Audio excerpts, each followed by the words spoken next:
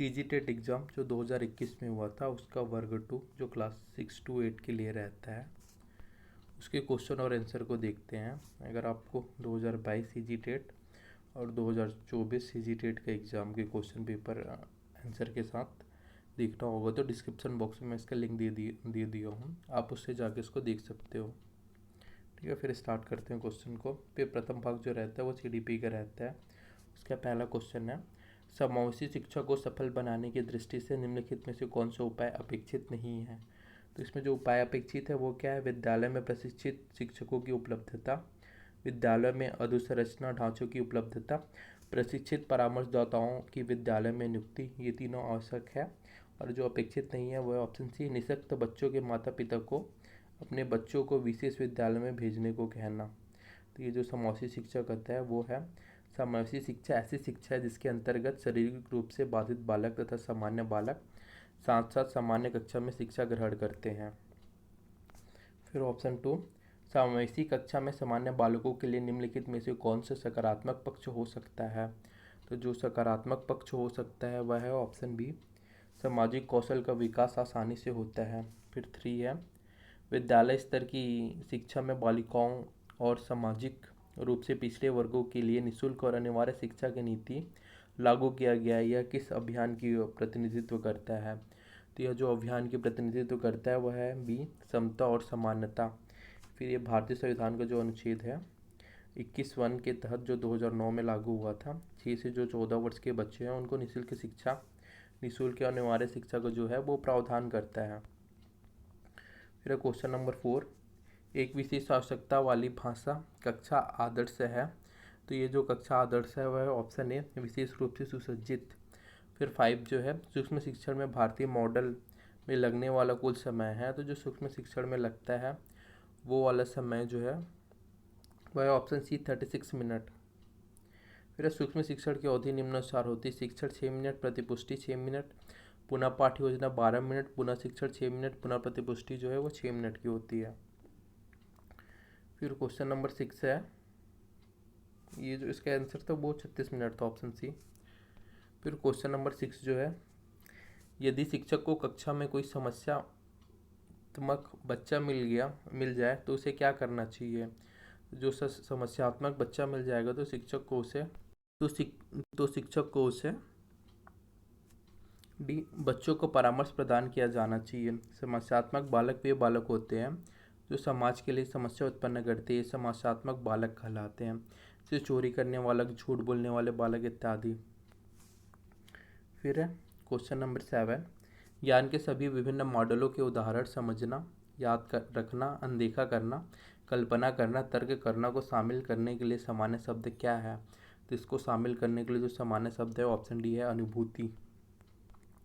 फिर ये स्पर्श कर रहे हैं, अनुभव जो है, अनुभव के माध्यम से हम संवेदी प्राप्तकर्ता से इनपुट का चयन करते हैं और व्याख्या करते हैं। फिर बुद्धि काल्पनिक निर्माण है जिसे आमतौर पर उच्च स्तर की अमूर्त विचार प्रक्रियाओं के साथ जोड़ा जाता है। समझ क्या है? समझ किसी चीज़ को समझने की जो है वो क्षमता है।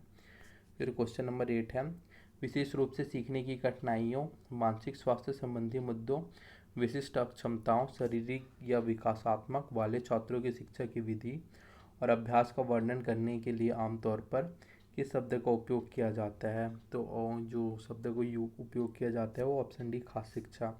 फिर है खास शिक्षा, भावनात्मक, संज्ञानात्मक हानि, बौद्धिक श्रवण, दृष्टि, भाषण या अधिगम की क्षमता वाले बच्चे, उन्नत शैक्षणिक क्षमताओं वाले प्रतिभाशाली बच्चे और स्नायविक दुर्बलता वाले बच्चे की सेवा करती है।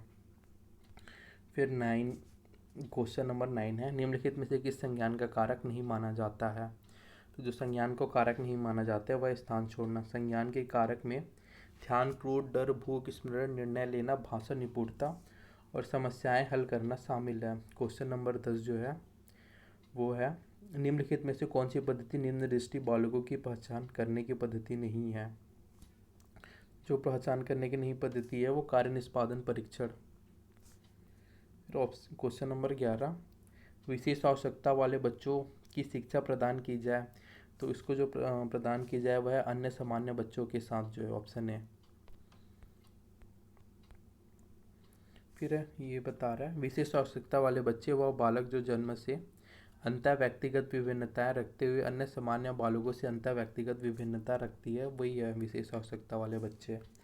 फिर क्वेश्चन नंबर 12 है, निम्न में से किस कौशल में पूर्व ज्ञान की परीक्षा आती है? तो जो पूर्व ज्ञान की परीक्षा आती है वह है ऑप्शन बी, परिचय का कौशल। परिचय कौशल तात्पर्य शिक्षक विद्यार्थियों के पिछले ज्ञान का परीक्षण करके उनसे प्रश्न पूछता है। फिर क्वेश्चन नंबर 13 जो है, क्वेश्चन नंबर 13 जो है, निम्नलिखित में से कौन सा बालक के विकास पर प्रभाव डालता है? जो बालक के विकास पर प्रभाव डालता है वह इनमें से सभी समाज, परिवार और विद्यालय जो है वो बालक के विकास पर प्रभाव डालता है।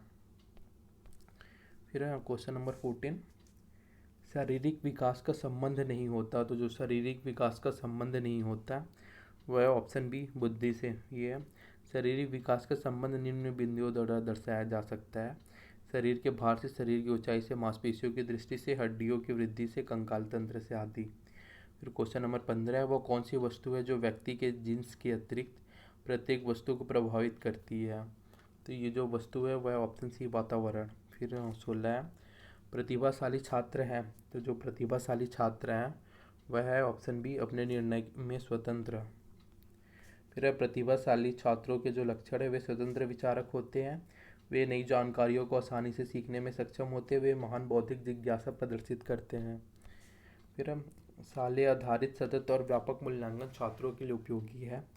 तो जो उपयोगी है वो है 17 का ऑप्शन डी, मतलब तनाव को कम करने के लिए, मूल्यांकन को नियमित करने के लिए और अपने कार्यों की जांच करने के लिए। जो सभी हैं ये इसके लिए सही है। फिर है सतत एवं व्यापक मूल्यांकन, बच्चों की वृद्धि और विकास के समस्त क्षेत्रों को सतत एवं नियमित आकलन ही सतत एवं व्यापक मूल्यांकन कहलाता है। फिर जो है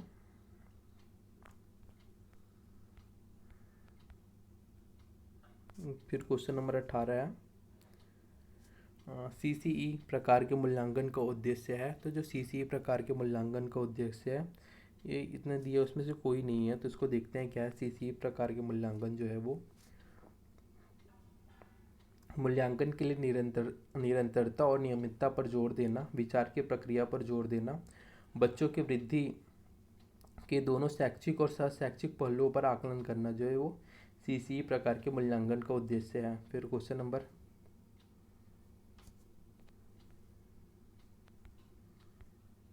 फिर ये क्वेश्चन नंबर जो है ये 19 है, शिक्षक को कक्षा का वातावरण बनाने की कोशिश करना चाहिए। तो जो शिक्षक का वातावरण को बनाने की कोशिश करना चाहिए वो सहायता देने वाला, प्रजातांत्रिक, मित्रवत और उपरोक्त सभी प्रकार, मतलब जो सहायता करने वाला, प्रजातांत्रिक और मित्रवत, ये तीनों प्रकार का कक्षा का वातावरण बनाने का प्रयास करना चाहिए। फिर है, बच्चों में सबसे अधिक कौन सा स्वभाव पाया जाता है? तो जो बच्चों में सबसे अधिक स्वभाव पाया जाता है वह अनुकरण करने का। फिर क्वेश्चन नंबर 21 है, एक बच्चा रचनात्मक और औसत शैक्षणिक उपलब्धि में उच्च सामाजिक विकास में खराब होता है, यह एक उदाहरण है। तो जो यह एक उदाहरण है वह है ऑप्शन सी, इंट्रा व्यक्तिगत अंतर जो है इसका उदाहरण है। फिर ये एक्सप्लेन किया है, इंट्रा व्यक्तिगत जो रहते हैं बच्चे दूसरे के व्यवहार में अंतर ढूंढते हैं, और इंटर व्यक्तिगत है बच्चे स्वयं के व्यवहार में अंतर ढूंढते हैं। फिर 22 जो है, निम्नलिखित में से कौन से संज्ञानात्मक क्षेत्र से संबंधित नहीं है? तो जो संज्ञानात्मक क्षेत्र से संबंधित नहीं है वह है ऑप्शन 22 सी, मूल्य। जो याद करना, समझना, विश्लेषण करना, लागू करना, मूल्यांकन करना जो है वो संज्ञानात्मक क्षेत्र से संबंधित नहीं है। फिर ऑप्शन नंबर 23 है, सह पाठ्यक्रम गतिविधियाँ अधिकतर से संबंधित है। तो जो सह पाठ्यक्रम गतिविधियाँ अधिकतर से संबंधित है ऑप्शन सी, शिक्षण संसाधनों का विकास से संबंधित है।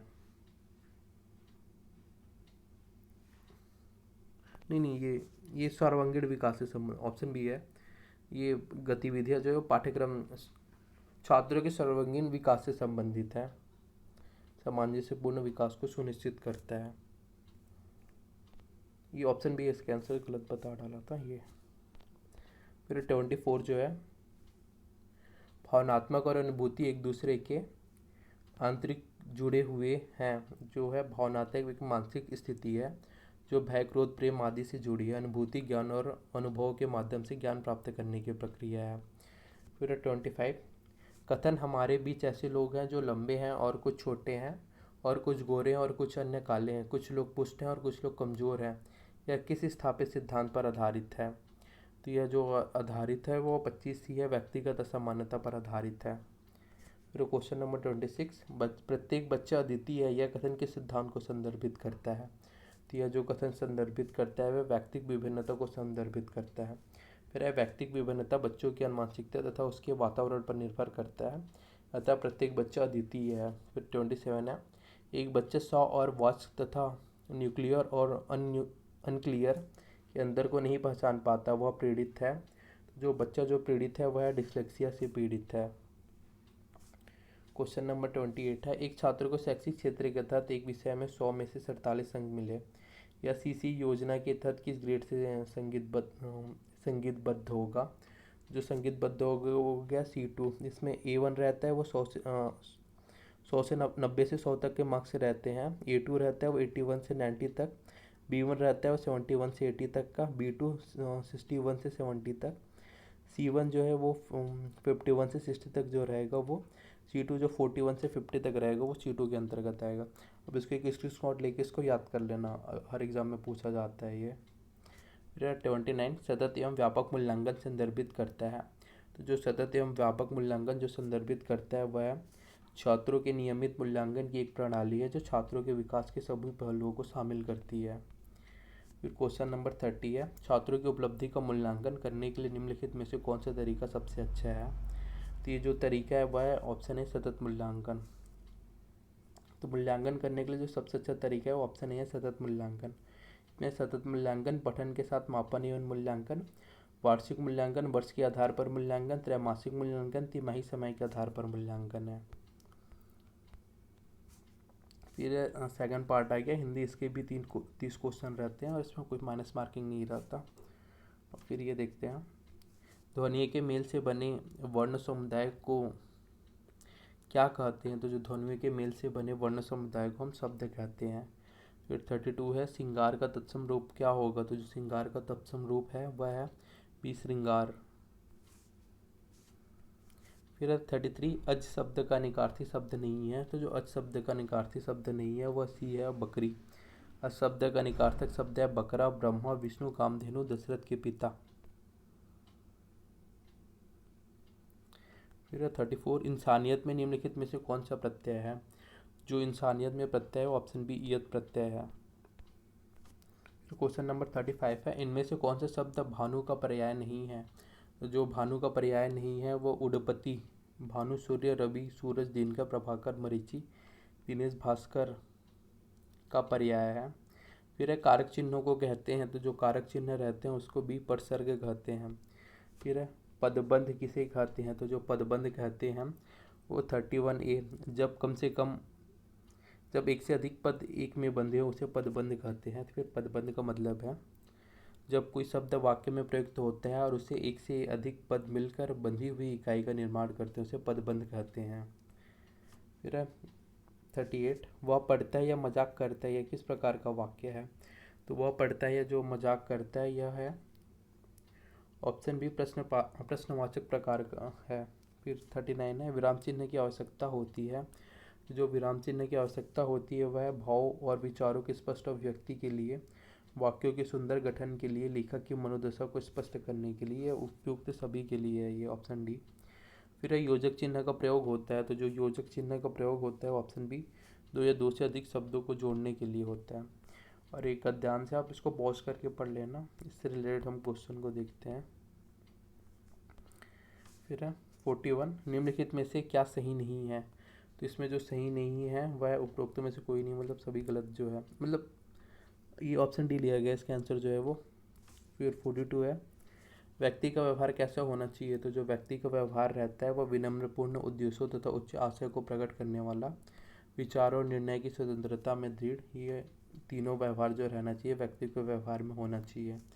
43 है, दब्बूपन से व्यक्ति पर क्या प्रभाव होता है। जो दब्बूपन से व्यक्ति पर प्रभाव होता है वह निर्णयहीन हो जाना, मंदबुद्धि जैसा कार्य करना। ये ऑप्शन सी और बी जो है दोनों सही हैं। फिर 44 है, बच्चों में श्रवण कौशल का विकास कैसे कर सकते हैं। तो जो बच्चों में श्रवण कौशल का विकास कर सकते हैं वह सुनने के लिए आवश्यक तत्वों का विकास करके बच्चों में श्रवण कौशल का विकास कर सकते हैं। फिर पठन कितने प्रकार से किया जाता है। तो जो पठन किया जाता है वह 2 प्रकार से किया जाता है। पठन अभिप्राय लिखी हुई सामग्री को पढ़ते हुए उसका अर्थ ग्रहण करने से है। पठन क्रिया में उसका अर्थ ग्रहण करना बहुत आवश्यक होता है। फिर है 46, बच्चों में लेखन कौशल का विकास का अर्थ है।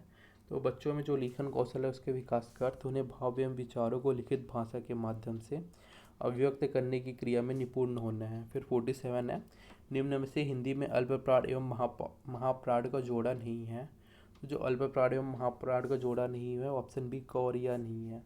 फिर ये बताता है अल्पप्राण क्या है, जिन वर्णों के उच्चारण में मुख से कम श्वास निकले उन्हें अल्पप्राण कहते हैं। और महाप्राण है जिनमें अधिक श्वास निकले उसे महाप्राण कहते हैं। जिनको उच्चारण करेंगे और अधिक श्वास निकलेगा वो महाप्राण है। 48 है, एक ध्वनि या एकाधिक ध्वनि की इकाइयों को जिसका उच्चारण एक झटके में होता है क्या कहते हैं। तो इसके उच्चारण को कहते हैं ऑप्शन सी अक्षर। फिर है 49, दाल पक रही है, यह कथन किस वचन को दर्शाता है। तो जो दाल पक रही है बहुवचन को दर्शाता है। फिर है क्वेश्चन नंबर 50, हिंदी में आधारभूत वाक्य कितने प्रकार के होते हैं। तो जो हिंदी में आधारभूत वाक्य हैं वो 8 प्रकार के होते हैं।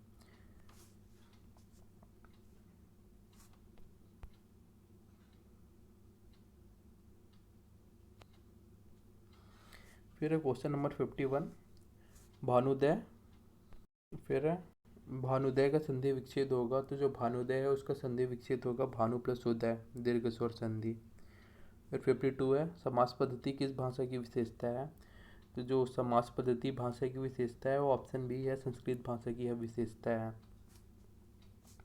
फिर 53 है, गणना की दृष्टि से संज्ञाएं कितने प्रकार की होती है।